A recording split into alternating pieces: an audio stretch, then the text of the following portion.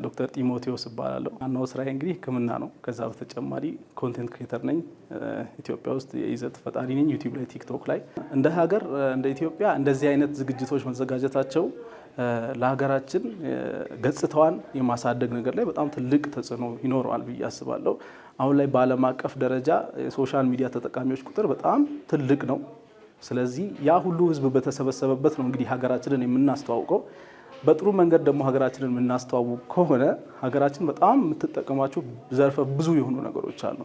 ከዛ በተጨማሪ ለእኛ ደግሞ እንደ ኮንቴንት ክሬተሮች ህዝቡ አንደኛ ነገር እንዲቀበለን ያደርጋል ብዬ አስባለሁ። እንደዚህ አይነት ዝግጅት ህዝቡ እንደ ልጁ እንዲያየን ያደርጋል ብዬ አስባለሁ። ሀገራችንን የመጥቀም ስራ በምንሰራበት ጊዜ ትርፉ ለእኛም ነው። ስለዚህ እኛ ሶሻል ሚዲያ ላይ ልንቆይ የምንችለው ህዝቡ በፖዚቲቭ ማይንድ ሲያስብ ብቻ ነው ማለት ነው ስለኛ።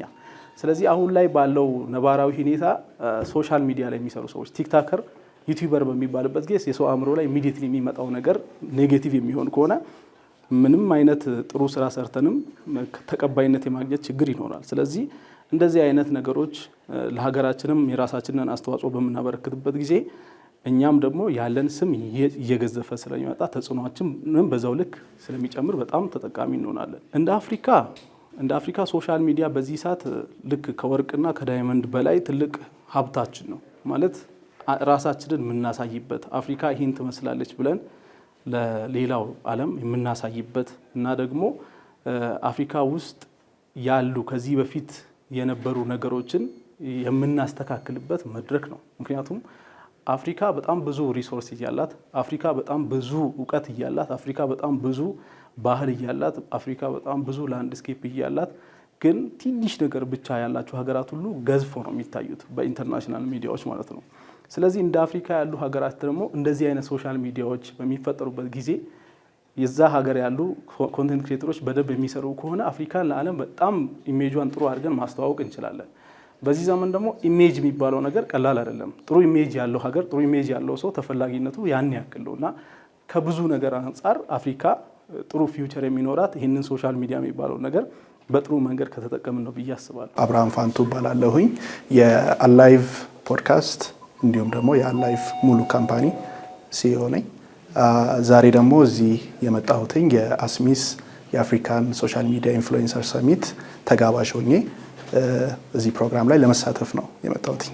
አስሚስ እኔ ፐርሰናሊ ብዙ ነገሮችን የምጠቀምበት ፕሮግራም እንደሆነ አምኜበት ነው የመጣሁትኝ። በጣም ብዙ አይነት ፕሮግራሞች ይዘጋጃሉ። የተሳተፍኩባቸው አሉ፣ ያልተሳተፍኩባቸው አሉ። የሚሄድባቸው ቦታዎች በጠቅላላ የሆነ ማገኝበት ነገር አለ ብዬ ሳምን ነው የሚሄደው እና እዚህም ፕሮግራም ላይ ስገኝ የተገኘሁበት አንደኛው ነገር ፐርሰናሊ የምሰራው ኮንተንት ከሀገር ውስጥ አልፎ እንደ አፍሪካ እንደ ዓለም እንዲደርስ እፈልጋለሁ። ምክንያቱም ሰው ላይ ነው የምሰራው። ሰው ደግሞ ኢትዮጵያ ውስጥ ብቻ አይደለም፣ አፍሪካ ውስጥ አለ፣ ዓለም ላይ አለ። ኔክስት ጄኔሬሽን ያለውን ሰው ለመቅረጽ በሚሄድበት አቅጣጫ ላይ ስለሚደግፈኝ ነው ይህንን ሰሚት ለመካፈል የመጣሁት። ሁለተኛ ነገር እንደ አንድ ኮንተንት ክሪኤተር የምንሄድበት አቅጣጫ ፎሎወራችንን እንዲያሳድግልን፣ ቪዋችንን እንዲያሳድግልን የምንጠቀማቸው የተለያዩ አይነት ቴክኒኮች አሉ። አንደኛው ቴክኒክ ኮላቦሬሽን ነው። ከተለያዩ አፍሪካ ሀገራት የሚመጡት እነዚህ ኢንፍሉዌንሰሮች ይዘዋቸው የሚመጡት የገነቡት የሆነ ኦዲየንስ አለ።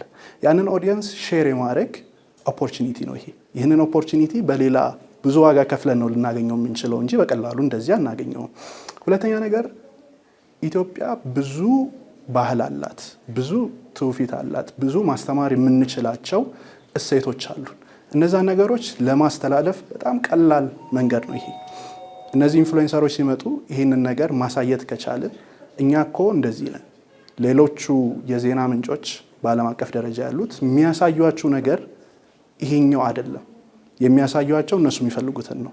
ስለዚህ እዚህ ጋር የሚመጡት ሰዎች ግን የሚያገኟቸው ነገሮች የነሱ ኦዲየንሶችን ለማስተማር እድል እናገኛለን። በአራተኛ ደረጃ እንደ ፐርሰናል እንደ ኮንተንት ክሪኤተር የማድግበት የምማርበት ምን ቢያውቁ ነው እነዚህ ኮንተንት ክሪኤተሮች እዚህ ጋር የደረሱት?